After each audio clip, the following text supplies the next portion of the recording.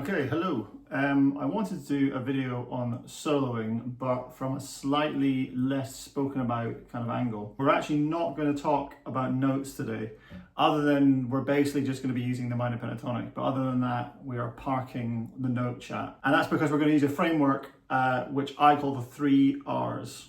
Rhythm, repetition, and route, as in R-O-U-T-E, or route, as they say in, I don't know, parts of North America. When you look at the educational materials on YouTube, which are in most instances amazing, I kind of realized it's kind of all focusing on notes, and that's very important stuff. But the primary way to achieve a musical sound when you're soloing is thinking more rhythmically in terms of repetition and in terms of route. And by route, I mean the kind of musical and kind of emotional trajectory of your solo. I first came across this concept via a VHS called Melodic Phrasing by Scott Henderson. A VHS is like an old videotape, just for anyone under the age of, I don't know, 25, 30, whatever, who's watching this. And yeah, he spoke about this, and it really kind of changed how I think about things and how I approach solos and stuff. We're going to start with rhythm. So in the original Scott Henderson video, he used jingle bells, like jingle bells, jingle all the way. Okay, so let's use that as our starting point, right?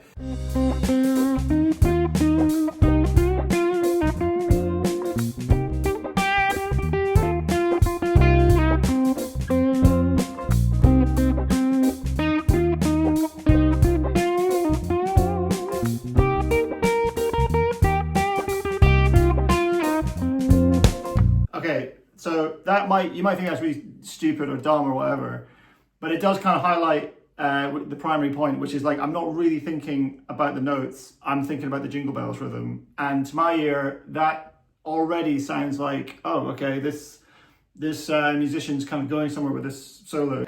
Next up is repetition. So you can either kind of repeat things verbatim that you just played, or you can maybe repeat them somewhat and then allow them to develop. But basically, it's a kind of antidote to just throwing out everything, and then within about 16 bars, all your ideas have just gone because you've just chucked out a billion notes, right? So basically, rather than going it's like, just repeat, just take a phrase you just played there and just repeat it.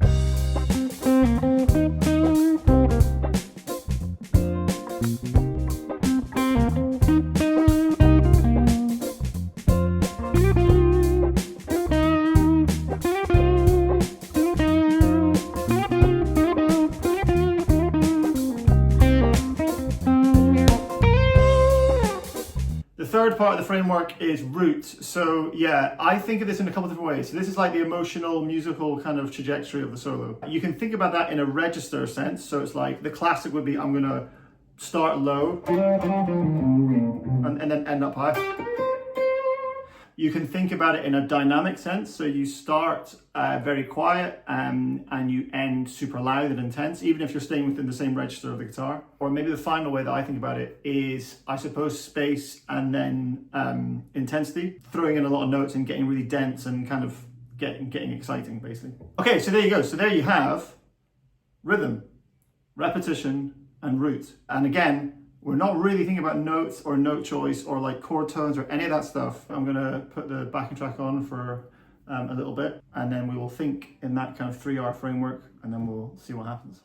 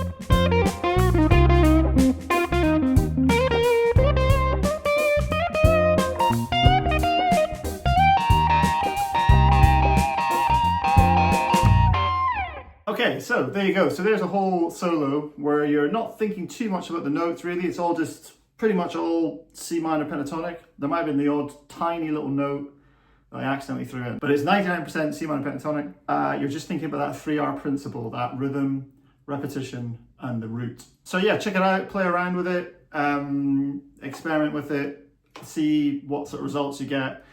And yeah, if you like this video, then you know, you can subscribe and all that jazz with the simple click of a button. That's everything for today. Hopefully catch you soon. Take care.